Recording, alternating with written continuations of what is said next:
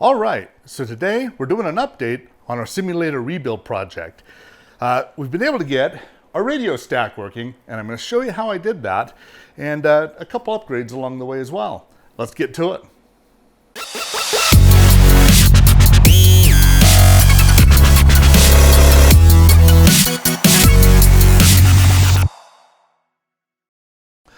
All right, so we were able to take and get our radio stack working without a whole lot of fussing around and reverse engineering, which is what I thought we were going to have to do originally. I got really lucky, and things just kind of worked out for me. Now, there's not a lot of documentation about these precision flight control simulators online. In fact, to be honest with you, especially when it gets down to some of their custom software and protocols, there's literally nothing. So I was figuring I was going to have to do some pretty deep diving here. And then this little guy stumbled into my world. So this is a standalone stack, radio stack by Precision Flight Controls that is actually designed to go with kind of a tabletop standalone unit that they have. I was able to get this on eBay for 125 bucks because it's damaged. Now, damage in this case means that a few knobs are missing and a couple little buttons are missing. Really not the end of the world, especially considering what I needed from this. Ultimately, what I needed is a donor brain for what was missing in our simulator, and that is this entire bottom portion of this radio stack. Let's take a closer look. I'll show you what I mean. All right, so before I jump ahead too far here, I want to point this out. So this is a RealSimGear, basically a replica of the Garmin 530 that was originally in this unit. The PFC 530 has given up the ghost. I just cannot get this to function at all. And, that's just kind of the nature of electronics. But the thing that's nice is, while this uses their proprietary software and firmware to operate, the RealSimGear just uses X-Plane. And that's really nice because we don't have to fuss around too much. So that's an upgrade we did, kind of fun, just worth noting. Now, what I've done is I've taken all of our radio stack out and I've mounted it into a test jig just so I could work with it and see what's going on. What I ended up learning from this unit is that we were missing a daisy chain ribbon here.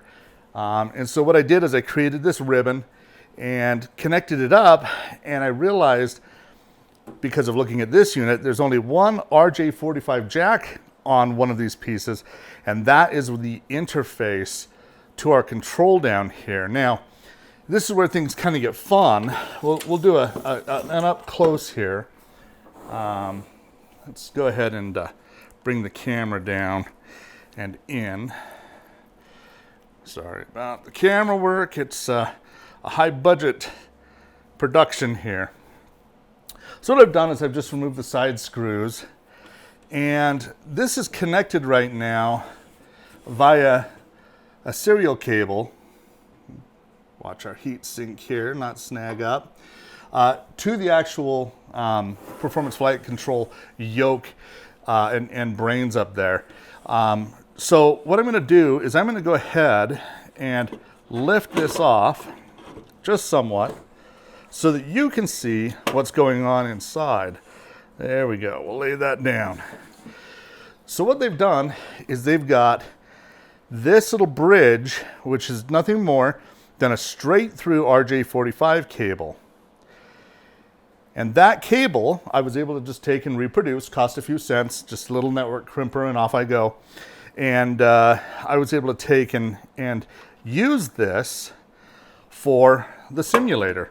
So what I'm going to do is go ahead and carefully disconnect this unit, and I'm going to set it aside. And I have this unit now that I can simply plug in.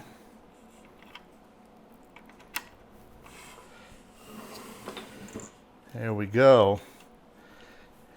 And as we can see here, we've got full functionality of our simulators. Isn't that great? Radio stack, there it goes. And all of this, as I'm modifying all of my various settings, it is doing the same real time in the simulator, which is, you know, fantastic to see. So we know we've got full connectivity and everything is functioning like it should. Pretty easy considering we're just borrowing the brains from this. Now I've got a kind of decision to make whether or not I'm going to try and pull some of these switches up and have them somehow available inside the cockpit, but I'm not too worried about that, to be honest, because there's some sort of an equivalency as a hotkey within the simulator itself. So pretty straightforward, pretty simple way to take and bring life back into the simulator with authentic precision flight control parts. Pretty cool. All right, so as you can see, we've got everything set here to now install into the fuselage of our simulator. Really, that's the last step that we've got to do.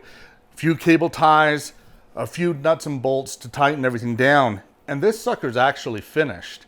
By the way, I use the RealSimGear in all the other simulators that I build and sell with my little company that does that. I swear by these. These are fantastic. That's not a paid endorsement. I just really think that this is a high quality product, and I've tried half a dozen different versions out there, and including some homegrown stuff on Etsy. Stay away from that one. Now, our Avionics stack over here, this isn't orphaned. Our goal was to reverse engineer this and to build a new interface board ultimately for this. We've already done that for some other precision flight control projects. We're going to be having those videos come out soon. So we're going to keep this around, and we're going to do that reverse engineering to this and release that to the public domain, open source. So kind of fun stuff. Just got to keep these old birds flying. This hardware is made so well. Just because it's a little outdated and there's not a driver support for something doesn't mean that we can't create that and keep this hardware around. And that's kind of our goal right now. So hope you enjoyed the update. I realize it's been a while, but yeah, we're going to have some other fun projects as we start taking and open sourcing various different modules for flight panels that we've designed and share with you how to build those. So look forward to that in the future.